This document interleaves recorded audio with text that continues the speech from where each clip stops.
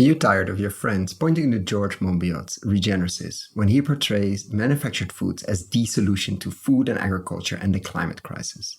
Why don't we just grow food from thin air and all move to cities and have nature rewild the countryside? If this sounds dystopian to you, this is a conversation that is perfect for you. We unpack many of the issues with that worldview and how it most likely creates more issues than it solves. There are huge technical challenges with these kind of manufactured foods, like the energy costs and health. But it's about much more. It's also about the concentration of people, capital, and power in cities and the rural-urban divide. Join me in this conversation where we challenge a lot of the common stories we tell ourselves, like no one wants to farm, everyone wants to move to cities and have an office job, and city life is more sustainable than the countryside. And we talk about other ways forward. If highly manufactured foods are a naive solution destined to fail, what are pathways forward? In a future where cheap fossil fuels are no longer available, smaller scale diversified farms make way more sense. So how do we organize ourselves? What about the commons? How do we make this work without getting naive and romantics ourselves? Or maybe we should get more romantic about food and agriculture.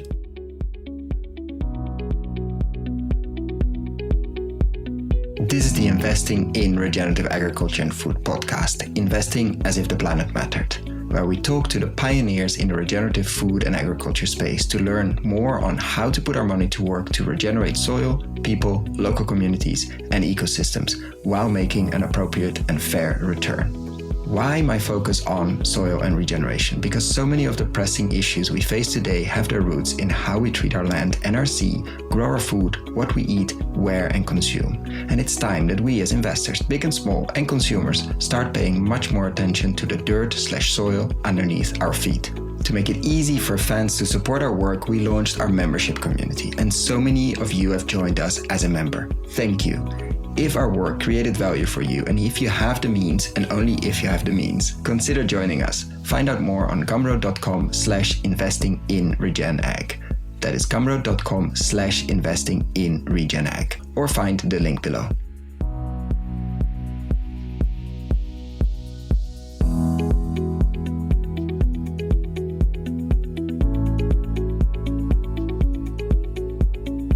Welcome to another episode, today with farmer and author of Say No to a Farm-Free Future. Welcome, Chris. Hi, nice to be here. And first of all, I really enjoyed the book. Everybody should go and get it. Obviously, I'll put a link below in the show notes, and we're going to unpack. It's short, which is great. It's like a sort of extended essay. But let's unpack a bit your journey previously, of your journey leading up to this. How come you spend most of your I like to ask it in a way, like, how come you spend most of your awake hours thinking about and writing and also working in and around soil? What led you to that career path of all the other probably easier ones that you didn't choose? Yeah, well, I mean, originally I was I trained as a social scientist and sort of anthropology, sociology, social policy, and sort of that was how I started my career.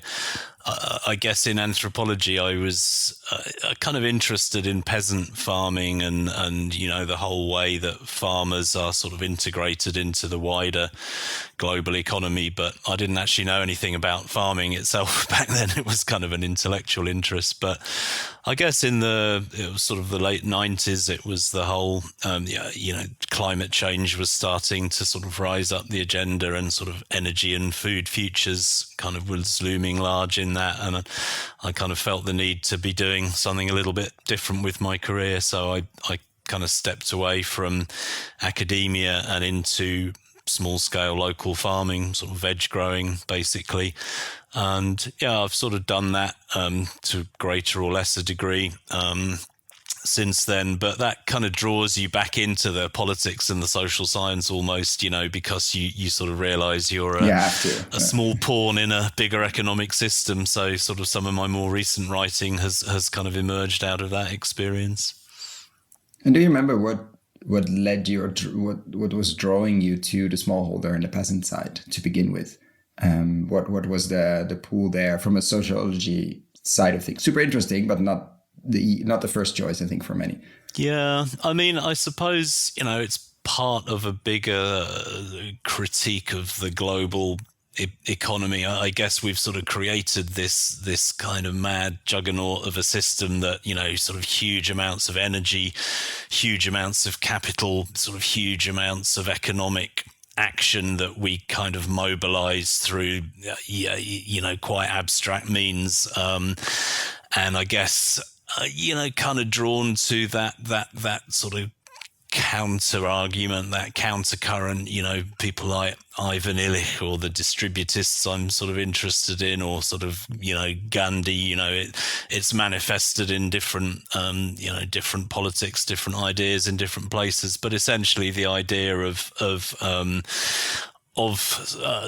you know, I suppose you could frame it in the circular economy idea, but local, you know, so that you really know, you understand that you're an ecological protagonist within local systems. You understand the consequences of your action. You understand the impact that your agriculture is having on your soil, you know, where the food is going, and you know, the whole bunch of political and economic debates we can have around that. But ultimately, I kind of think of, you know, shortening the chains, creating a more human food system, building local cultures around food, not relying on sort of overly abstract economic and kind of technical, you know, sort of highly ramified technical systems to provide for our needs, is kind of the way that we need to go ultimately. And what triggered that the ultimate book basically that came out, but also the focus on, let's say, the extreme technical side of food, or the response to George Monbiot, who wrote a book, Regenesis, I think, which is annoying that he takes the title like compared to regeneration, which has become extremely popular. I think many people just read it. I know many investors read it, for sure. A number of people listening here as well. And I think the first half, I didn't read it. I read a lot of reviews, but the first half paints a pretty accurate picture of the issues. And then it goes into, as I call La La Land, of solutions, food out of thin air and all of that. Why did that trigger you so much? And you ended up responding and then writing a pretty significant piece, debunking a lot of the things there. Well, I mean, you know, George is one of the few voices of kind of radical ecological thinking in mainstream journalism here in the UK and probably wider. And I sort of felt like he'd sort of gone a little bit off piste with with that book, and which is fair, you know, it's fair enough up to a point. Everyone you know can go on intellectual journeys of as they wish, but I sort of felt like there was some kind of discontinuities in the book. Like you say, people who don't necessarily know much about the food and farming system could read it and say, yeah, first part, absolutely critique of the existing food and farming system. You know, we've got a lot of problems. And then it kind of goes off into this analysis of different possible ways of dealing with that, which ultimately lands on a very kind of high tech manufactured food narrative, and really doesn't engage, I don't think, with the underlying politics and economics and to some extent technical realities of that. It's a kind of eco-modernist techno fix kind of pulled down from on high, and doesn't really engage with the food justice movement and you know those kinds of ideas of making food kind of connecting it culturally, locally, and sort of local access to resources. I mean, I don't want to talk too much about George, I guess, because I hope that we might have a debate, and we didn't really. He was quite dismissive of my because you wrote it like as an essay to him, and like what happened then? I mean, you know, we engaged. I engaged positively with him some years ago when I wrote a critique of eco-modernism, the Eco-Modernist Manifesto, and I kind of think he's sort of drifted more into that way of thinking, which is to treat to treat the various problems we have, food, climate, energy, treat them. I mean, you know, I'm not saying he's not political about them, but ultimately they're sort of treated as a series of discrete technical problems that we can fix by technical means, without taking into consideration the political systems. Yeah, ultimately, yeah.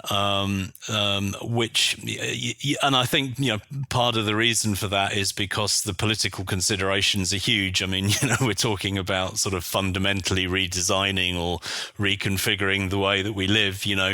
And so I can see the to steel man the eco-modernist argument, it's kind of like, look, we don't have time, we're living in this, highly sort of energy intensive, highly urbanized civilization. The only way that we can solve the problems is by going with that and developing technical solutions. But, my view is that that's kind of, that's why how we've got to the mess that we're in. We've sort of pushed those high energy, abstracted, highly capitalized, highly urbanized ways of organizing ourselves as a society, as a civilization. That's the mess that we've landed ourselves in, and we're not going to get out of it by more of the same. So it is, I think, a sort of depoliticization. It's a way of using tech as a sort of magic bullet, and there's a lot of issues it kind of slides around that way of thinking, and particularly the food justice movement globally, the food sovereignty movement, and so on. So also, I think there are some real technical problems. Let's get into those as well. We'll get to the food sovereignty side, but you make a very clear case of let's say, many of the techno-optimists or techno-fix people have been very optimistic. I don't know if it's in the word, but about the energy use and the technical feasibility of creating massive amounts of food. And I see that in the vertical farming space as well, and in other spaces. If you had to explain that to a layman, basically, like why, because somebody read that book and thought this is the perfect solution. Like it requires very little energy, very little space. And it's the same nutrient density or the same quality as elsewhere. And you're at the dinner party and somebody throws that argument out there. What's your normal go-to, let's say, set of answers to slowly unpack that without sounding like, that never works, or without sounding like a Luddite, basically? Well, the Luddites, I think, they themselves had quite a good critique of the situation that they were faced with. They get a bit of a bad press, but I don't get to be. I'm still being a small scale farmer. I don't get to too many dinner parties, but but if I were to try and rehearse the arguments, I mean, basically the main technique that Monbiot talks about in his book and that I critique is a hydrogen oxidizing bacteria. So you basically take this bacteria, put it in a steel bioreactor, feed it oxygen and hydrogen and a bunch of other elements, that leads it to reproduce. It creates a kind of slurry of dead microbial matter that you can produce a powder, like a sort of protein-rich flour, and you can do a bunch of things with it. I mean, there's a whole kind of set of health questions around that. The sort of the whole ultra-processed food narrative that's big taken off a bit recently that I don't really talk about that much in my book, but there's that side of it. But the real problem with it from a technical point of view, I think, is several problems with it. The one I focus on mostly is energy. So in order to produce hydrogen, you need to basically split water into its constituent parts of hydrogen and oxygen. That takes an awful lot of energy. I mean, at present, most of the hydrogen used in the world comes from comes from fossil energy. Obviously, if you're advancing this as an environmentally beneficial process, you can't do that. you need to use renewable electricity as the source. So ultimately, this becomes an argument about energy futures and the extent to which renewable electricity is going to sort of ride into the rescue of our kind of present fossil fueled civilization. And I know some people believe that it will. I'm not particularly convinced that it will do, but bear in mind that at the moment we use the sun to energize almost all of our agriculture. So what's on the table with this suggestion is not only are we going to decarbonize the existing energy system and switch to renewables and low carbon forms of energy, we're also going to add the energetic requirements of the food system to this decarbonisation task. And when you compute the energetic requirements, I mean, I calculated, I think it's an underestimate for all sorts of reasons.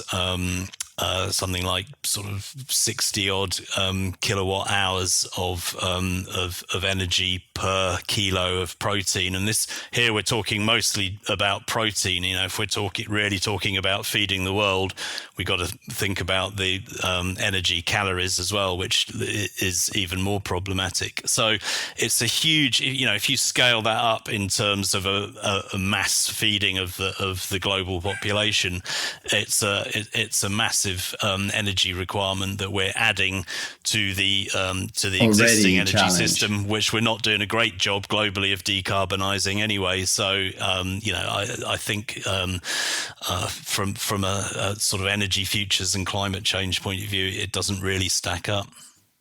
Yeah, and it seems to be a way bigger lever seems to be how to get fossil fuels out of the current agriculture and food system, not to add more energy intensive. And many people, I think, forget how intensive our food and agriculture system is in terms of fossil fuels, from making most of the inputs, from an incredible amount of diesel, and a lot else. Not only speaking about what gets released and not stored, but just looking at how many calories we use to produce 1 calorie. And I think that's the neglected lever is there, but it just sounds so good to be true, or too good to be true. Like, let's produce food, and it uses way less water and way less this and way less that. But a proper life cycle assessment would probably show a very different story. Yeah, I mean, that, potentially, there's a lot of chemicals, including synthetic fertilizer, that go into this process. One potential advantage of it is that it is contained, rather than sort of spreading fertilizer and pesticides and so on all over the fields. There's a it's sort of contained within an industrial facility. But like you say, with a wider life cycle assessment, when you look at the costs of the energy and sort of concentrating all that in the facility, it does have it does have kind of wider knock-on effects, but in a sense, I think it's driven by the other side of this is the whole debate about biodiversity.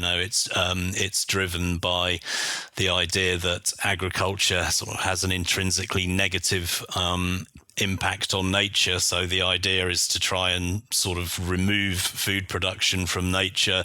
Then we get into a whole debate about, sort of energy production, PV farms and so on. That sort of how does that all figure in? But it's you hear this phrase sort of clean meat or whatever, and it's that sort of sense of cleanliness that we can sort of extract ourselves from nature, and the assumption that all forms of agriculture, that regen ag is maybe is a bit of a gimmick. It doesn't really, it's not really possible for us to be positive ecological protagonists. Maybe that's the biggest underlying narrative issue or challenge, like not believing, and maybe it's true, but not believing human beings can be a positive keystone species.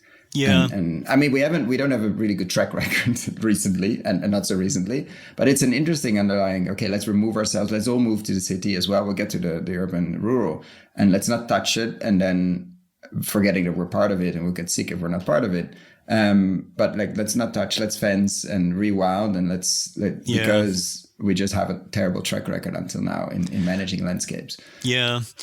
Well, that's right. I mean, there is an assumption built into that we can somehow remove ourselves, and that somehow if we're rich urban consumers, that we then won't have a negative impact on nature. And like you say, we don't have a great track record. I mean, certainly there's endless critiques of the track record of agriculture that we can make. Also, just sort of hunting and resource use generally, but I think it's good to look back to examples where people by necessity have had to marshal and husband resources, which sort of takes us back into that local loop. But yeah, my question to it really is, what are the grounds for thinking that we can actually abstract ourselves from nature, that urban consumers will have this lower footprint? That's not very clear. And also, to the extent that this is partly about meat substitutes, there are already good existing meat substitutes in, basically legume, soy and so on, which has a lower energy footprint for sure than the cellular agriculture. It's sort of like reinventing the wheel, and there's no guarantee really. The idea is that, well, if global consumers eat meat at the level that, say, we do in Europe or North America, well, that's going to destroy the world, and that could be true. I mean, the whole argument about meat and grazing is sort of complicated, but there's no doubt that the existing sort of mass global meat industry, has huge negatives associated with it. But there's kind of an assumption that people will happily switch to these meat alternatives, and there's I think that's again is where the sociology goes missing.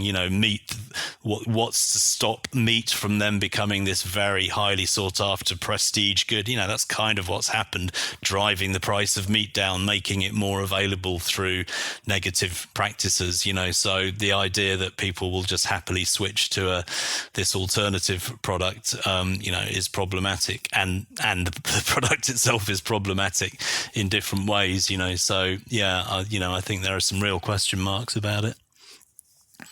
Yeah, I think it was Henry Dimbleby to the magic wand question that we always ask at the end.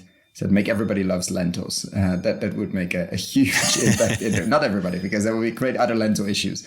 But way more people than now. And there is an argument there. We have you go to the Asian cuisine, you have amazing meat substitutes that tried and tested. Nobody dies of it. It's pretty okay. It's pretty good for you. Okay, depending on the source, et cetera, et cetera. But there's it seems to be looking for a tool. Yeah, there's a real question there about why, if we're talking about meat substitutes, why are we not talking about the legume substitutes? I mean, part of the answer to that, because you cannot patent it, potentially be that it's still agriculture based. Although do bear in mind that some of these cellular techniques, they use genetically modified fungus, say, that uses farmed products as a substrate, like sugar beet pulp or whatever. I mean, the hydrogen oxidizing route doesn't do that, but some of them do use agricultural products. But yeah, there's a real question mark as to why the existing meat substitutes that have a pretty low energy footprint and can be done in quite benign ways. Why are we not focusing on those? And you make a fascinating point on many, actually, but on rural versus urban, and our narrative that urban by definition is more sustainable. Like if we all move and we're close to each other, like it sort of makes sense in your head as well. But somehow it doesn't seem to be true. Like if we all move in high-rise buildings together, etc., we share resources, you need less building, etc., etc. And you make a point like actually, that's true in certain circumstances, but not in many. What's the biggest counter narrative there that first of all, we always continue to go to cities. I mean, this has been the last decades and a few hundred years, but nothing says that continues as well. And there's also this we live in cities, so we're more sustainable. Yeah, I mean, I guess this whole debate is a bit it gets a bit caught up on the difference between cost and efficiency, I think. So, you get the argument about it's the same, with the alt meat narrative that you can produce more alt meat per hectare, say, than you can a farm product, so it's more efficient. And that can be true. I mean, we can unpack the details of that. Might be true, but it's actually, we need to be looking at costs, not just efficiency. And it's the same with urbanism. You can lead a high energy modern life more efficiently in an urban setting than a rural setting. Like, if everyone in the countryside needs to have a car or needs to heat a detached house, et cetera, you can do that, provide those services to people more efficiently within a city. The issue is the overall cost. If you have a lower cost, lower throughput, lower input kind of life, you can potentially do that much more easily in the countryside than in the city, in terms of systems of food provision, for example, in terms of energy, water, disposal of wastes. I mean, people like William Rees have called cities entropic black holes, that they sort of suck in huge amounts of energy, huge amounts of water, huge amounts of food, and sort of put out huge amounts of wastes. So you can say that throughput is more efficient, but it's high cost and it's very dependent on having abundant, cheap energy. So, a lot of this does come back to energy futures. If you think that we will continue to have abundant, cheap energy, but hopefully renewable rather than fossil energy, then ruralization doesn't make sense. All of the kind of existing settlement patterns and geographies will persist. But if you don't make that assumption, then we're skating on very thin ice, in terms of being able to maintain those systems. And that's my real fear, that we're just sort of kind of going down this wrong route that's going to lead to great suffering and misery if it all goes wrong.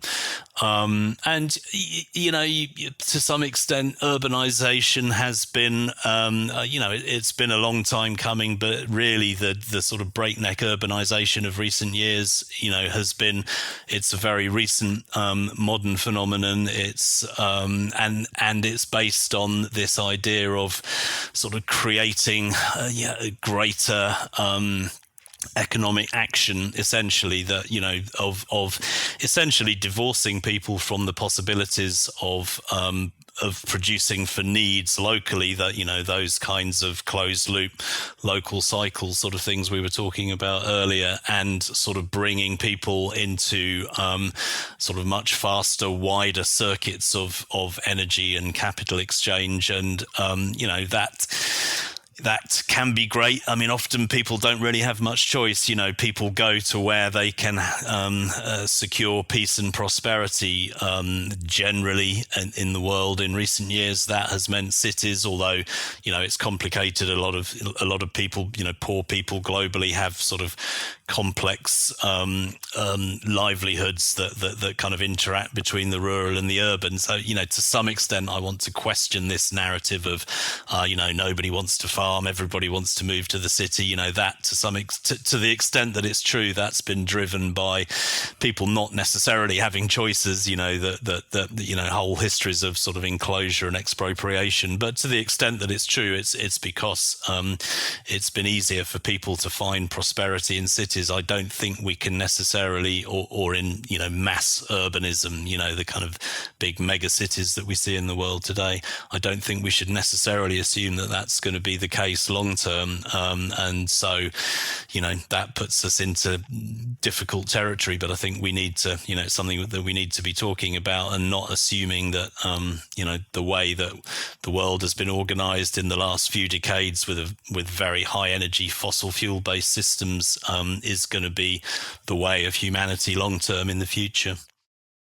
And Which I think is it's interesting to challenge these narratives on urbanization will just continue, and why it's happening relatively recent. I think since the railways were invented and long distance transport and cooling, suddenly food could come from way further, and cities could grow and weren't just dependent on their immediate surroundings. And from that moment on, 1890 or 80 something, it started to explode, and especially the last few decades. But it doesn't mean it continues like that, because it's built, as you said, purely on cheap fossil fuels. That area has ended or is ending, and of course everybody, or many narratives, like, let's just replace it with the next cheap energy source, and solar is definitely getting cheaper, but by no means it's going to replace soon. Plus it still has to replace all the fossil parts before it can actually add and just continue to absorb. So what are the narratives you're seeing on the other side, in the sense of you deliberately chose to move to the countryside, to engage in food production?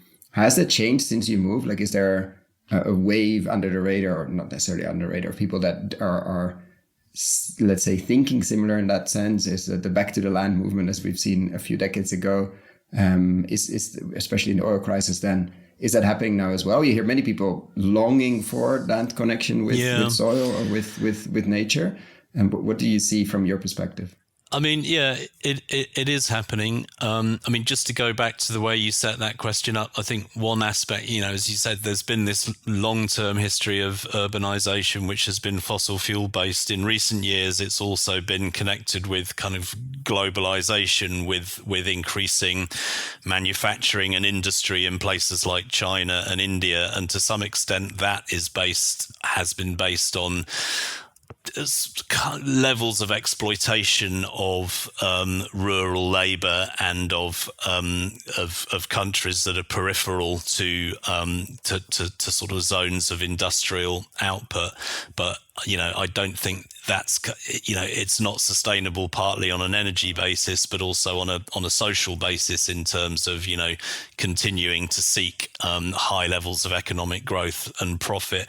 So there is a counter movement. I don't. It's very under the radar. It's very nascent. It can be a bit of a sort of middle class movement of people wanting to go back to the country, and so it becomes very easy to sort of ridicule it and say, oh, it's just sort of romantic, backward looking, or it's kind of wealthy people who aren't sort of engaging with the reality. And that's part of the problem that we're in. There isn't really a politics that's really articulating this very that's really getting noticed, and that's why I'm very fearful that it's suddenly going to hit us in the face and we're not going to be prepared for it. But there is stuff that's happening. There's people like Jan van der Ploeg who've written about this in terms of re-peasantization. There's a lot of farmers I know who we've got to this level of kind of squeezing of profit margins on farmers, where they're almost giving up food production and thinking more in terms of kind of reconnecting locally. There are sort of back to the land movements increasingly in countries like India that I'm hearing about, and sort of a whole bunch of interesting agricultural things going on in India, and there is, as you say, this kind of widespread sense of people wanting access to a bit of land. I mean, I encounter that all the time. You hear there's this kind of mainstream media narrative that nobody wants to farm anymore, and it's not true.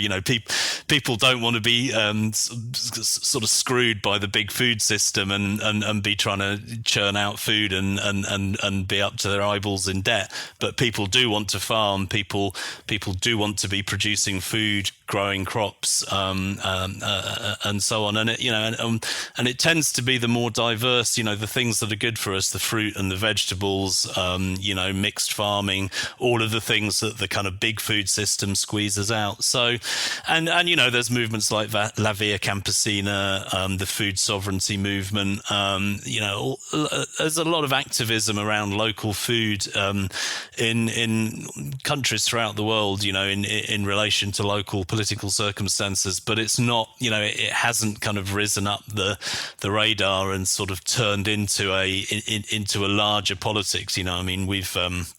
We've just had an election here in the UK recently in which food and farming just, didn't figure at all. And a rich country like the UK, we kind of assume that we can basically buy what we want on global markets. I think these are going to be dangerous assumptions in the future. And we really need to build, collectively at a global level as much as possible, but actually drilling down into local possibilities for having local food systems that are producing good, healthy food, that are producing livelihoods for people and bringing a labor force back into farming and building resilience and local food security. And do you see any regions? Because I'm still surprised. I haven't seen it. But actually, some regions, yes, but mostly in India and other places like the global South, even though that's a horrible term, that are taking the lead in that and seeing that as a food sovereignty, as a security piece as well, but also as a place or as a way to almost repopulate the countryside or drawing people back, which you desperately need if you want to keep your school running, your supermarket, your post office, etc., which in many places have closed. Many places in the countryside have depopulated heavily around the world and became also very monoculture, not only in land, but also in people that left, that stayed there, maybe just the younger ones and the older ones, but everybody in the middle sort of left. And I'm still amazed that more rural regions in Europe, etc., are not actively seeking those that want to come back and are able to farm, because that's not necessarily the same people. And the reality of farming, as you know, is very different than what you read in books, etc. I'm not saying that it's not possible, not saying that it's not amazing, but it's definitely, you don't have time for dinner parties like you mentioned. But I'm starting who's gonna draw people okay, we have the best soil education. If you need support, we're there. If you have the market infrastructure, this could be a draw. You're not going to industrialize these regions, and you shouldn't. We've tried it in the past, horrible result. But how do you draw this need that is there? London is full of people that want to go somewhere else. Many other big cities are. How do you make a nice landing path for them? How do you create pathways? Well, it's difficult because, for all the reasons that we've been talking about, you tend to get concentration of capital that draws people into particular sort of overdeveloped regions. Like here in the UK, most people live in the southeast, which is hugely developed, huge infrastructures, water stress, and so on. And then, agriculture tends to get forced into serving global markets, so that the sort of monocultures. There's a wonderful book that's just been written as a guy called Carwyn Graves, who I'm doing a session with on Saturday. Actually, he's written a book called Tyr, The Story of the Welsh Landscape. So his argument is how in Wales, there has been, against all the odds almost, Wales has retained a kind of localized, quite nature-friendly, potentially quite diverse agriculture, and that's partly to do with sort of language and culture, partly to do with being a little bit sort of marginal to the mainstream, and to having a sort of culture that's oriented to sort of defending its ways. It's a really interesting book, but it does then raise the question. It comes back to your question. Well, how do we generalize from that? And we are sort of lacking a narrative there. I think local government or regional governments, if they're forward thinking, if they're sort of switched on to this, they can do a lot of things. And again, the Welsh government has done good stuff. The Future Generations Act, the One Planet development, a lot of stuff around land use planning and sort of local economic development, I think, governments can do good things. But I think ultimately it's going to be trying to mobilize that kind of bottom-up grassroots kind of energy. And that, I think, is coming from people who, we've had this sort of post-war narrative in the global north that, if you can get a well-paid salaried job and progress and, you'll be better off than your parents and your children will be better off than you. And, you get a career and a nice pension and all of that stuff is kind of disappearing before our eyes. I don't think my children are not going to be as wealthy as my own generation, and jobs are no longer secure. And that, I think there does become a political potential turning point there. And I've seen that in the 20 odd years I've been involved in this sector. So many more young people, thoughtful, well-educated, environmentally concerned. Back in the day, nobody wanted to, farming was so remote from people's experience, whereas now so many more young people. You've seen that shift, like the in the last 20 years? Absolutely, yeah. And the problem is access to land in a way. It's the kind of the embodiment of capital in land that makes it difficult for people to get secure tenure. So that's the key thing, where either public pressure from below or governmental action to just to keep land circulating to for people to have secure long-term tenure, because that's kind of what you need to develop interesting types of local food production. It's not just like renting a field for a couple of years and growing as much maize silage or whatever as you can. It's actually having the time and the security to develop good small food systems. So I think there will come a politics around this. My fear is that we're leaving it sort of too late, that we really need to be pushing at that now, because it's going to be, food and localism are going to be, and the need to spread, to distribute access to land, access to capital and so on, it needs to be spread more thinly, and that can happen in better or worse ways, and it can happen in, greater or lesser degrees of crisis. But the more that we can start that process now, the less painful it will be, I think. Yeah, let's double click on that spread more or less concentrated, which is a big piece of the book. Why is that so important, and why is it impact-wise also better to spread in terms of being super concentrated in a city? I mean, we can all imagine London or other places. Why is it better to spread for many different reasons, not only for health reasons, but to spread out? Let's say spreading, hopefully without force, is going to be a big theme over the next decades. Why is that?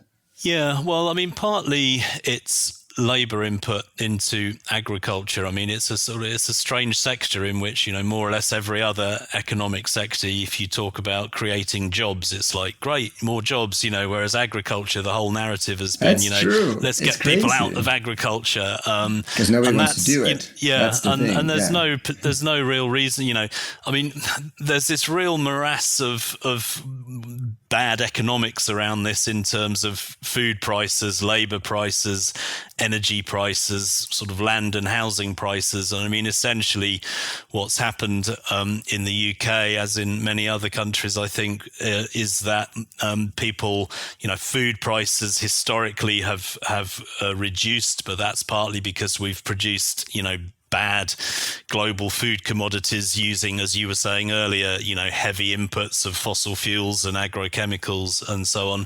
Whereas, capital has concentrated in fewer hands, that finds its way into land values or into housing. So people are paying, more and more money to get a roof over their heads, sort of less and less money for food. And, that creates sort of bad cycles of food production, bad economic cycles of concentration of wealth, a lot of the negatives of agriculture are connected with agrochemicals, which are essentially labor substitutes, so lots of fertilizer, lots of pesticides, doing things on a bigger scale, making fields bigger, getting rid of hedges, getting rid of greater sort of mosaic local landscape diversity. So the idea of spreading really is kind of reversing all of that, spreading the money, spreading the availability of capital, making capital essentially, it's kind of embodied, it's sort of embodied labor, embodied community, making it possible for people to access that and generate more well-being, not money. Money is only ever a kind of proxy for well-being, and increasingly not a very good one, so creating sort of genuine local livelihoods, more people producing food, spending less money on land and housing, and sort of more money on community benefit and all of that. I mean, I forget who it was. There was someone who had that a quote about money being like manure. If it does good if it's thinly spread, but if you concentrate it stinks basically and doesn't do any good. So it's so that idea of spreading for a whole bunch of different reasons, sort of energy futures, water futures, but also getting people back into producing food, back into farming, local community well-being, making money serve people's needs, that those kinds of circular economies and sort of livelihood creation. I mean, that's the argument. But ultimately, I think the problem is we've got this concentration of capital and energy that's led to this sort of great global acceleration of capital and economic service and urbanism, that we were talking about earlier, and that really gets in the way of it. So unlocking people's ability to access land and start producing food for local communities is really key. Yeah, we'll double click. We'll go deeper into the land piece. But I wanted to ask you about getting people back into agriculture. Do you think the word back in that sense is hurting this as well, to be easily put into the naive back to the land, breaking your back again on plowing or working the land by hand? Like this story, like it's very easy to put it in the corner of the anti-technology or some. I think it's easily to dismiss it. That's not true. But what do you say when people like George or others like, okay, that's just a naive romantic idea of farming.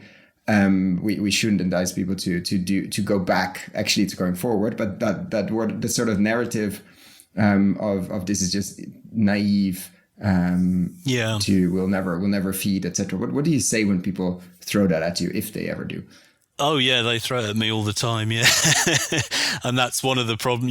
We have this kind of instinctive resistance to anything that smacks of rural romanticism, whereas we romanticize cities endlessly. We've got this sort of narrative about how wonderful city life, progressive, all the rest of it. But as soon as you start getting poetic about the beauties of the rural landscape, and it's important to be aware of that, the danger of romanticism, but that's but also bear in mind that, I talk about it a little bit in my book, the romantic movement originated as a critique of industrialism and what it saw as the dreadful negatives of industrialism, and we need to not forget that.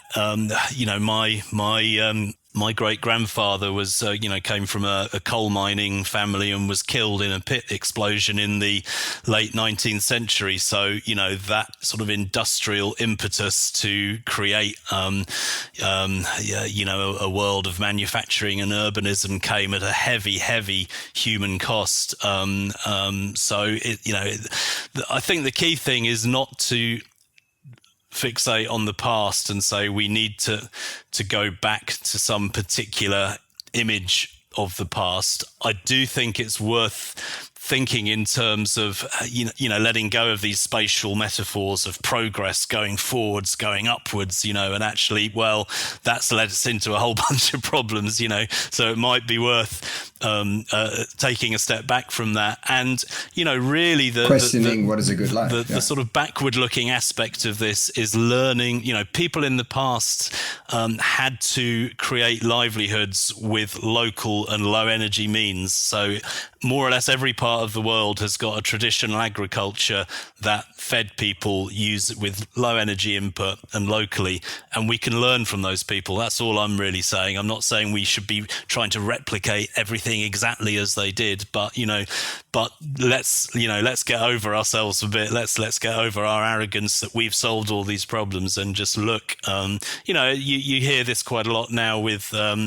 approaches to indigeneity or the sort of decolonizing agriculture. That there are all sorts of people historically throughout the world who have figured out good ecologically sustainable agricultural systems. So let's just look at them and learn from them. But let's also not be romantic about the progress of our own society and sort of think about other ways of doing it, to be aware of the unromantic side of industrialism in terms of bad labor practices, exploitation, and so on, and then sort of try and make the most of that. Try and create not some kind of backward looking old style agricultural systems, but one that's sort of equal to the present age.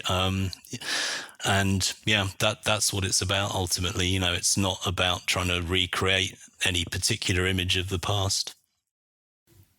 Yeah, I'm reading Zootopia of Caroline Steele, and I'm a bit late to the party. But there was many fascinating pieces, highly recommended, on the early stages of the Industrial Revolution or the industrial transition, and that it was extremely difficult to get people to work in the factories because they had way better quality of life in their rural setting. And so they tried to, it's actually really sad, I'm laughing, but they tried to pay more, but people started working less because they needed less days to earn enough to be fine.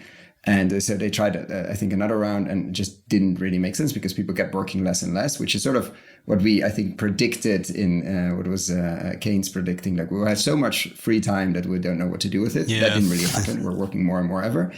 So the solution ended up being paying just enough for a full work week of 6-7 days that you could barely live. And that would force people into working all the hours because you needed people to run the factories. I haven't checked the source of that, but if true, it's a pretty grim, let's move to the city and work amazing jobs.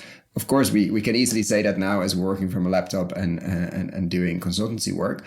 But it is the very unromantic side of the industrial transition is... it's important to... Absolutely, yeah. It's important not just to fall. There is a romanticism of industrialization, which falls into that trap of everybody liberated from the land, happily down tools in the field and left. And you actually have to look at the history of how that kind of industrialism was created. And I think maybe to sort of on this topic is one aspect of this is I think what people really don't like is being under somebody else's thumb, and that can be a problem for rural people, if the sort of old sort of stereotypical idea of the feudal overlord, that if you can't escape somebody's power and move on and be an autonomous agent, that is a big problem. And I think there's a little bit of a sort of historical residue of that in people thinking about ruralism. Every country has it, or every region has its own histories around this, but part of what people are kicking out against is this notion of kind of not having agency, not having autonomy, having to do somebody else's bidding. But it's interesting how, we were talking earlier about how many people are drawn to the idea of, ownership or a proprietorship of a small bit of rural land because, there's the other side to that coin now is that people feel very pressured by wage labor, by working in the city, by insecurity of jobs, and the idea, of having a bit of land that's your own that you can produce food on, increasingly is not seen as a kind of being a serf to somebody else's rural power. It's actually seen as a bit of agency and autonomy, and I think that's why we need to keep capital distributed. That's why we need to keep access to land circulating, stopping those concentrations of power and wealth and ability to control people, really. And do you think that I see some voices now quite heavily pushing against, let's say, the first generation single family small farm for reasons economics that very difficult to make work, but also agronomically difficult, and people are like, there needs to be bigger units, not necessarily owned by could be in the commons, could be like, how do you not scale this in the way, but how do you make sure that you have some economies of scale, that the land might be held in the commons, but you have 4, 5, 6 farms or 10 farms operating partly on each other's land, and just makes so much more sense in terms of processing, in terms of sales, in terms of, and not this single family farm that moved back to the countryside with the children, does everything themselves, from marketing to growing to sales to burnout and all of that. Yeah, I think we should also not romanticize that too much. Do you see that as well in your circles? I hear more in the US, but I see it does resonate. I think, like, how do we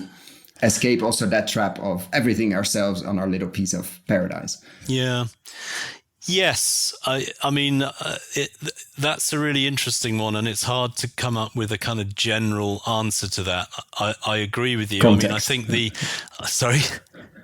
Context is everything, as always. It is. And I think the advantage of making farming part of a domestic unit. I mean, it's interesting that even sort of big scale, highly capitalized farming tends still, I mean, not always, but it is still very often is family run in a way that a lot of other things aren't. But also small firms, small local enterprises, are often family run. So I think there's a whole interesting bunch of questions around the family that, I certainly want to sort of get into thinking and writing about that aspect more. But I think, so I agree. I think this is a time to be experimenting with ways of working collectively in different ways. But I think, I've written a little bit critically about the commons and forms of collectivism, because I think we can romanticize that as well, that, wouldn't it be great if we all worked together? Well, working together, humans being what they are, you have to put a lot of effort into developing the relationships and building structures around that, which is a kind of a cost in itself. And the other side of it is making the domestic unit a unit of production. I've been talking about the need to limit productivity. And this is a really interesting one, because I agree with you. We do need economies of scale. We do need local markets. We do need sort of food to be available for people to buy and so on. But we don't need to sort of drive, have this huge kind of low price driver that kind of, pushes net present value above all other things. And that's where partly having local food cultures where people really value the diversity, the local types of food, orchards, and so on, types of livestock raising and so on. That's important. But it is also, I think, important for people, for the ability to produce food to be more widespread, so that, maybe breaking down the distinction between, the professional grower and the amateur. And so having a domestic unit that's actually involved in food production, I think it's important to retain that, but also, you're right, not to sort of overdo it. And it's interesting that a lot of agricultures historically have been very clever at actually dividing up the aspects of the local landscape or local production that is organized in common, and the ones that are done, by a family or a household. I mean, here in southwest England, with a history of dairying, it's fascinating, things like dairy cows, which would be owned and milked by the household individually, and haymaking would be done individually, whereas grazing would often be in common and cheese making would be in common. So, you made that point about economies of scale in the sort of, the local processing infrastructure. So people, if people are given the opportunity, they can be really good at developing complex local systems that mix the family and the household and the more collective, or the private and the public. And, but we sort of need to give people their heads in developing those systems, and for sure not to romanticize the family and the household, but also not to romanticize the commons, and to be aware that, working with a big load of other people sort of imposes costs of its own, Like everybody, I think, who is involved in any kind of cooperative or intentional community or a group of people trying to do things would agree. And I'd like to ask this question. Let's say we're in a theater in London, in the city, and we've done an evening, and it's mostly people working in finance, either managing their own money or other people's money. And of course, we challenge a lot of their thinking. We got them excited. But if there's one thing you want them to remember, and when they walk out, and more importantly, when they get back to their desk the next day, what is the one seed you would like to plant in, let's say, a whole theater full of financial-minded and financial people? In terms of what they might do with the money to... Potentially, but also in general, like, what's the thing you want them to remember? Because we know people forget. Like, you're excited about an evening or excited about a book, and then when push comes to shovel and you actually need to do something, it's easier to keep doing the same thing over and over again. Well, I suppose I would like them to remember this thing we've talked about spreading capital and spreading people and generating local livelihoods, kind of local economic energy, as it were. And the way that I think people like that could help. I think we're in this very overcapitalized phase of global history, but I think a lot of people do care about their communities and do care about local food. And what I would like to see is younger generations of food producers with lots of interesting ideas about how they can produce food for their communities, having that opportunity and trying to unlock the capital that's very often sort of locked up in land prices or in housing prices. People sort of passing that on to the next generation, but passing it on in terms of access to local land. Maybe we're talking about small towns where, people want to do all sorts of things with the land around a small town, but what we should be doing is producing food for the town.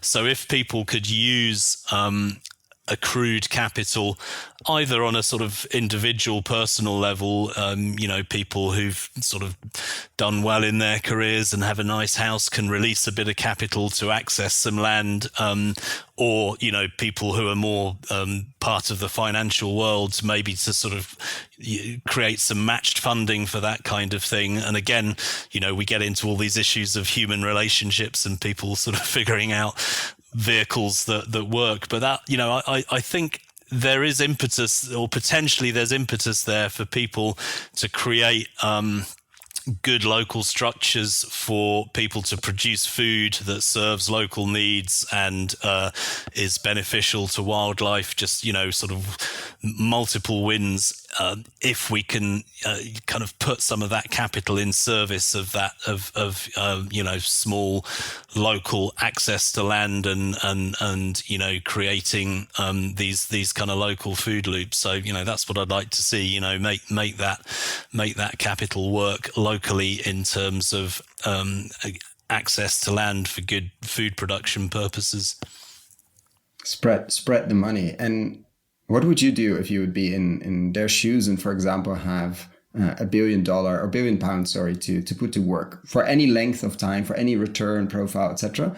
But you suddenly find yourself, I don't know if there's a lottery that size, but let's say, and there's a condition that it has to be put to work. I'm not looking for exact amounts, but I'm looking, what would you focus on? Is it mostly on the land side? Is it mostly, like, what would be big buckets of your attention if you had those kind of resources?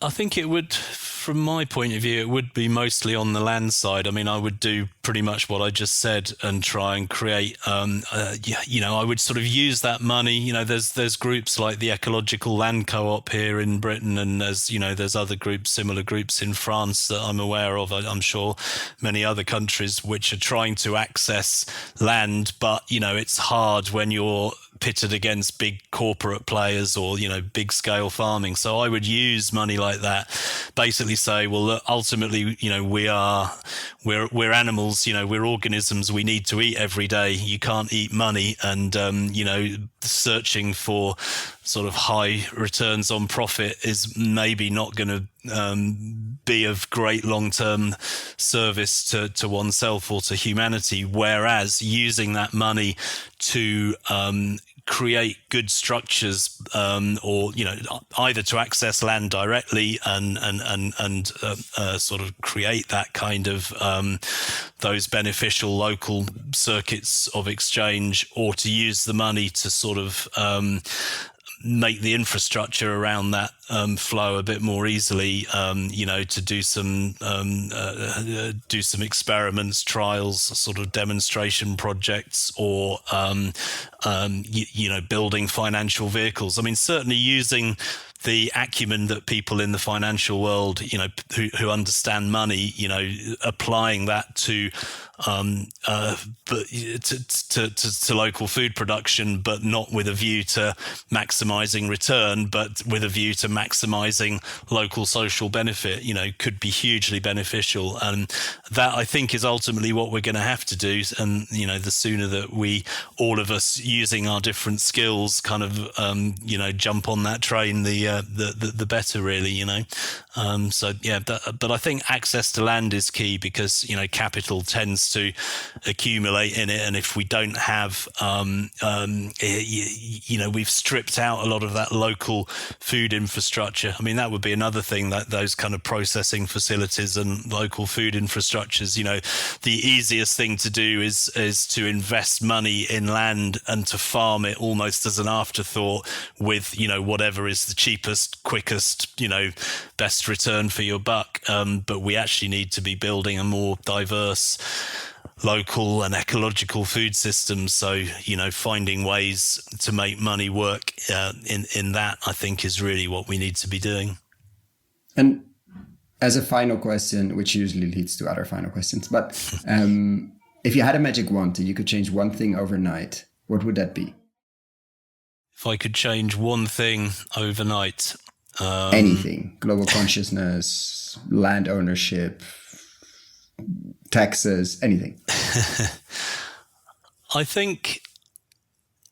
suppose it would be maybe it would be what we were talking about earlier, that cultural consciousness about food and accessing land. I think it's there. It's kind of there in people, this desire to be part of local food communities, but there's so many ways in which we're diverted from it. Oh, it's not realistic, you can't make money, it's romantic, all of those things we were talking about. So I think if I could wave a wand, it would just be to sprinkle a bit of that stardust into people's minds that we've allowed to, we've got wowed by big high-tech urbanism, sort of arrow of progress into the future.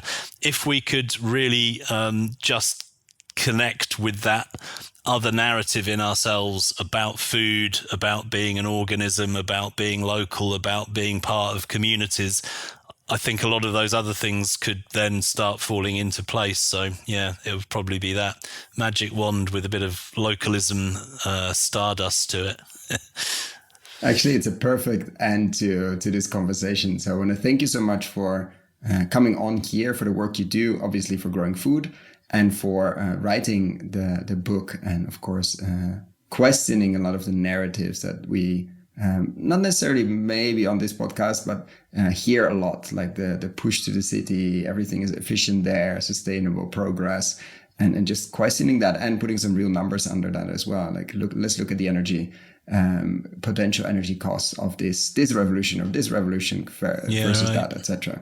And so thank you so much for coming on here in, for sure, a busy summer. And for sharing your story. Thanks. Well, thanks very much for having me. It was an enjoyable conversation. So, thanks very much.